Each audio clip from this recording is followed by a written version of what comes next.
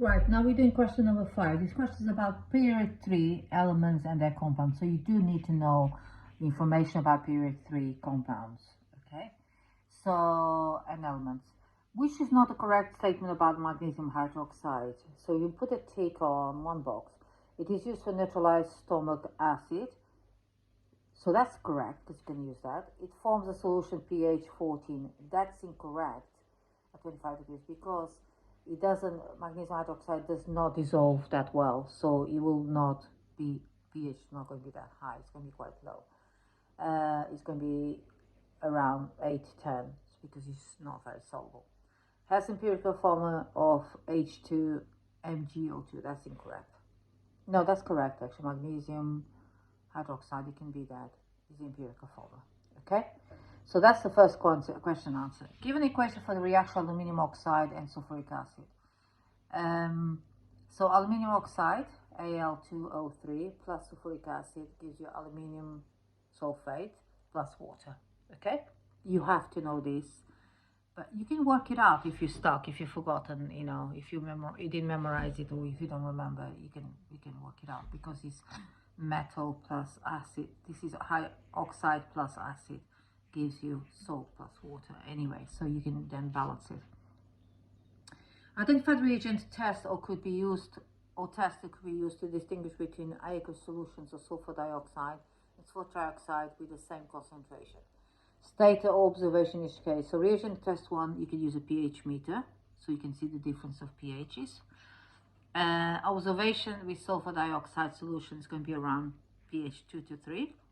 Observation with sulfur trioxide is going to be pH 0 to 1. Okay, so that's a stronger acid there.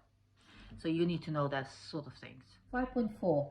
The mass spectrum of the element phosphorus peak MZ 124 give a form of the species responsible for this peak. So you just have to add the value. So P4.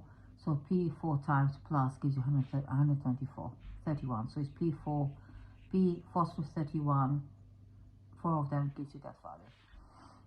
Give an equation for the reaction phosphorus 5 oxide and sodium hydroxide. So if you go phosphorus 5 oxide, is this one, it's easy to remember, okay?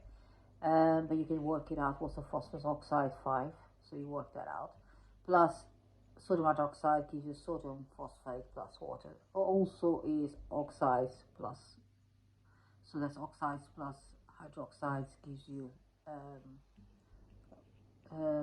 phosphate plus sodium phosphate, salts plus water.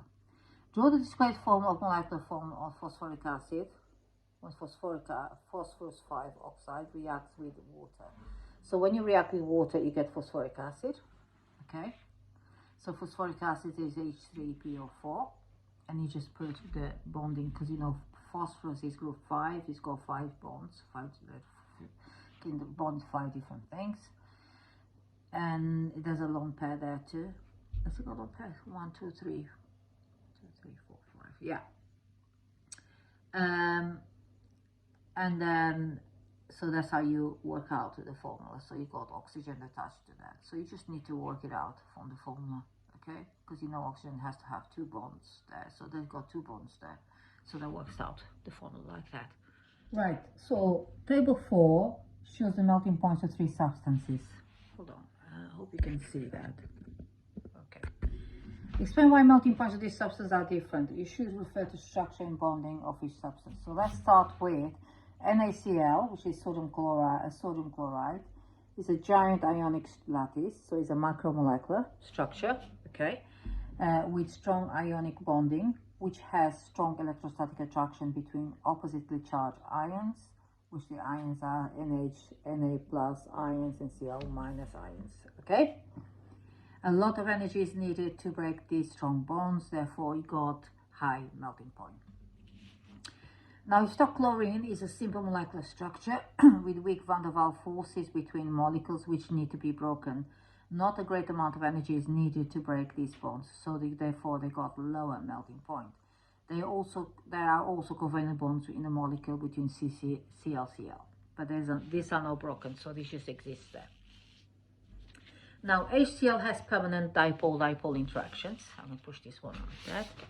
You can see it, okay, between molecules of HCl. These forces are stronger than van der Waals forces, okay, but because Cl2 has close to double the mass of the HCl and is also a larger molecule compared to HCl, this is why they overcome the dipole forces.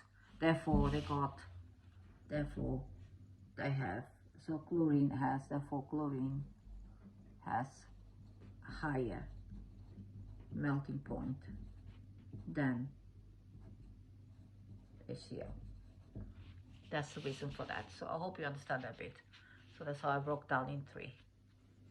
Thank you.